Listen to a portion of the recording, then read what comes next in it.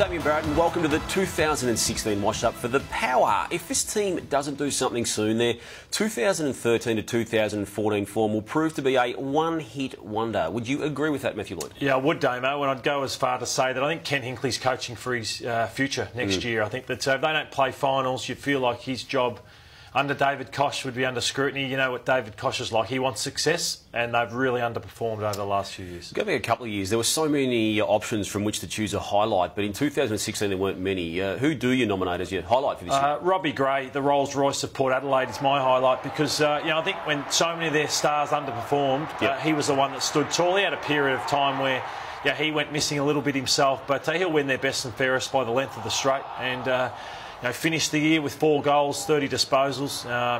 He's a star, but was let down by so many of his teammates. Yeah. Look, for my highlight of the year, Lord, I'm actually going to convert a low light into a highlight. It was the banana throwing incident in the showdown there, Lordo. And look, the way this club dealt with this matter from the moment that banana was thrown through until the next 48 hours, it was just class the whole way through. And it just turned, as I said, a low moment in the course of an AFL season into one that I think was very maturely handled, professionally handled, and it really had an authentic way about dealing with it. And I really hope that we all get learnings out of it and that the whole competition can actually take something out of what Port Adelaide did there. Yeah, spot on. They handled themselves beautifully. My low light for the year was the round 4 loss, I think, which spiralled their season really down. I think they were non-competitive.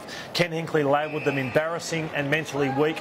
Just some of the goals that were kicked, you could tell they were off right from the start. And I also wanted to show the siren, the final siren in this game, when you've got to go to the SCG. I said you've got to roll your sleeves up and be ready for an arm wrestle, and they were non-competitive in that game, which summed up the Port Adelaide year, where they just weren't physical enough, they weren't mentally tough enough. They weren't. They tried to be, and I think they were false in so doing. There's a bit of false bravado. The week after that round 4 game against Geelong, round 5, Lordo, this happened at quarter time, and look, I got no real drama with Jonas doing what he did, but he knew what he was doing, and he knew that it was going to spark some form of response from the Cats, and it was all on there in that quarter time. But from that moment, they kicked just 3 goals to 15, and I just think it showed, them to the footy world that they're all tall, and it's okay to throw your weight around and then punch on a little bit, but when it really matters, those 2 scores you showed and other games throughout the course of the year showed that we overrate this team for reasons that are still unknown to us. Yeah, they caught everyone on the hop a number of years ago, and they haven't really been able to find a plan B throughout games at all through the year. But your mark, Damo? Yeah, look, I'm going to give them a 4. They did get 10 wins, which is not the worst result in the world, but it's not what we thought we were going to give them at the start of the year. Yeah, I've been really disappointed in the Port. I've given them a 3 after Fremantle. I think they're the biggest disappointments of the year. Okay,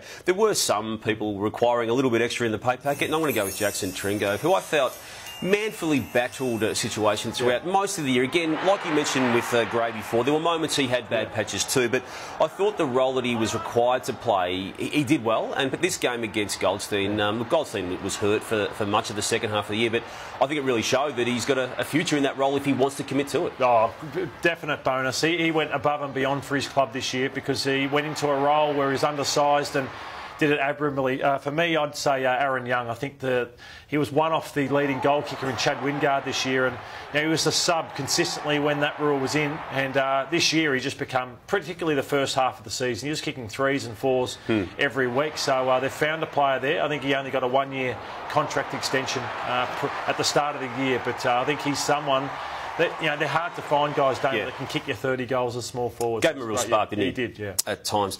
Look, chopping block time for the Power in 2016, and look, they've made this decision themselves. A man they contracted to a long-term deal only about 18 months ago, Hamish Hartlett.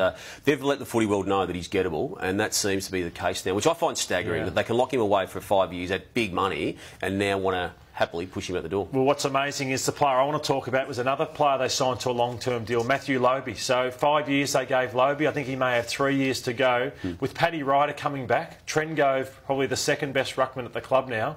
I wonder if Lobbe should find a new home if someone's willing to take him. You seem to take a set against Ruckman in these funny moments of the wash-ups throughout the course of a season, Lordo, and you've targeted Lobbe again here. Well, as a ruck, when you're shepherd, you just get out the way and actually block a play. You don't actually stand in the way and try and shoot. You're shepherding fresh air there, Damo.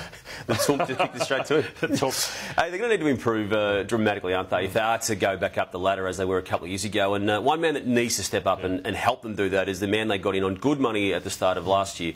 Charlie Dixon, Lordo, look, kicked 30 or so goals, but it wasn't the impact that he and they would have expected nor wanted him to have. He gave great effort, but really he just didn't mark the footy. The amount of balls he gets to his hands and they just spill out, just didn't do enough. To only kick 30 goals from 18 games, that's not a good enough return. My player is, their top-end talent is my big disappointment. Hartlett, Wingard, Boak, Pollock, for the talent that they've got, they just did not perform well enough. So it's only Gray, in your estimation, who lived up to that time? I think so, yeah. Trengo's an honest trier who lived up to it, but even a guy like Wingard, I think he's much better than what he produced this year. Well, we've talked them down on what we saw in 2016. What do you see happening in 2017? I've got them going up. Maybe I'm falling into the tease that is Port Adelaide, but I think they should be playing finals with Ryder back next year. Yeah, I've just got them stagnating. Dale Lewis convinced me early on that they are just what they are, and I don't think there's much upside for them unless they can dramatically change. But thanks for wrapping up